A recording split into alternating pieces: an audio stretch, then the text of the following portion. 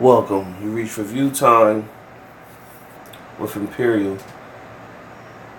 So we're diving into season 2, Snowfall, episode 4. Let's get into it. So picking up from last week, Franklin spoke with the special agent Teddy, and Teddy referred to him about taking his money and expanding his enterprise and getting into a bank. So, quite naturally, you just can't walk into any old type of bank with that type of money. So Teddy got some connects that's going to get Franklin to basically put his money in a special bank. The bank's going to take 6% of his whatever he puts in. They're pretty much going to take his money, fund it overseas, and then create a dummy business account, and he can start using his money that way. Basically offshore banking, that at that time back in the day, that's how a lot of drug cartel or drug people laundered their money and try to make their money look legit, so it don't offset no extreme paper trails. Only thing is, you got a young black man with nothing, and in the hood, how he's going to explain any of that? But again, this setting of this show is in the 80s, so it's like kind of safe. The government wasn't up on it as much to understand how certain things were being moved. I guess that's how it was more easy or acceptable to get away. But Franklin is smart, and he doesn't trust Agent Teddy, and he doesn't trust putting his money in the bank. But Teddy said something profound, and basically he's saying to him, well, it depends on how big you want to get. You keep holding your money the way you holding it, but you're going to have to start trusting some people so that you can expand your business, because you ain't going to be able to do it all on your own. You're going to have to watch and do certain things from afar. And it's kind of true, because also in the same episode, the people that he has cooking the crack, they're pretty much burnt out, and he needs to expand his workers. But he's so hell-bent on, I got the best product, I can't teach people how to cook this because they're going to teach somebody else. And pretty soon, everybody going to know how to do it. Then they won't need me because they could do their own. So he pretty much is caught between a rock and a hard place. He brought in the new shipment of the keys. His suburban friend that he went to school with, he has him running for him, and they doing a 60-40 split. Now, the suspect about this guy, Franklin thinks he's his boy, but I don't know. It's something suspect about him, like, it's a little shady. So I'm watching and see how that's going to play out. Franklin, and he notices $5,000 is missing out of the pot. Now his uncle is telling him, listen, we make too much money, don't sweat it. Like, just take it as whoever did take the 5,000, just take it as they need it. The uncle, in retrospect, the uncle said don't sweat the small stuff. But in Franklin's mind, he like, nah, because it's going against the respect. If you need something, ask me. Just don't just take or whatever.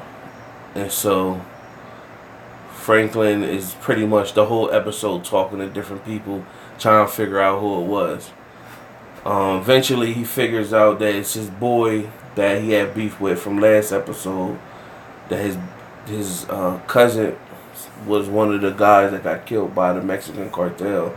He wants revenge, and he thinks Franklin is soft because he won't retaliate. So he's been feeling some type way ever since that. So that's eventually that's gonna come to a head between them two. And he took the 5,000. He gave it to his aunt, who child had passed. So Franklin pretty much was like, "Yo, you should have asked me. You shouldn't just talk." But he like, "That's you going to basically question me on that? He died. That's my cousin, whatever." So you can look at it from both angles, and you figure out and decide who you believe is wrong. You got the uncle's girlfriend. She's asked him for the key to the safe where all the money is, and she's tired of being like spoon fed. She want to be able to come and go and get the money that she want. Now this is out of control.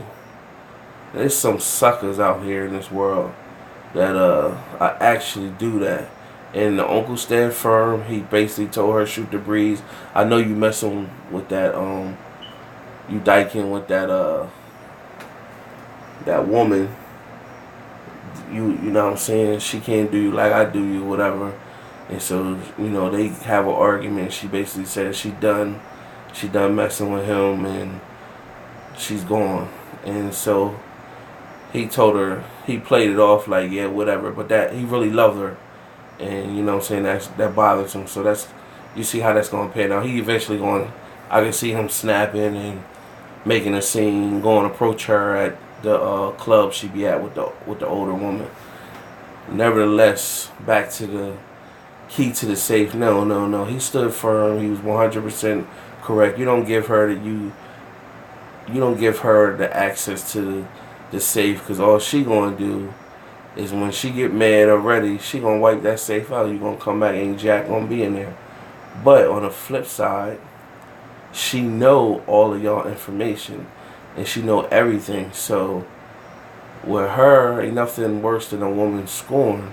So you can see coming down the pipe, she could be on some revenge type time and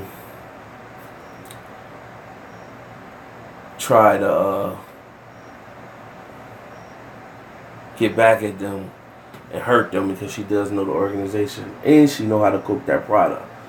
So Franklin sees her at a party and he tell her he need her. She pretty much like, you gonna have to do it without me, so that hurt Franklin. He's looking like all his people is falling apart. Like, he got the product, but now he don't got the people he can trust. Everybody that he can trust around him, it seems like they falling off. So Franklin links up with his uncle's boy Peaches, played by D-Ray, and they basically getting artillery guns. So all their workers, they want to teach them how to shoot guns and use guns, so that if they ever have to go to war, they'll be prepared. Could be a good and bad thing, because if you got jokers getting high and they got guns, then all hell could break loose. They're shooting jokers for no reason. They going past the money. So good and bad thing, you know what I mean? When you in that game, I guess you got to protect yourself. So that's the good part.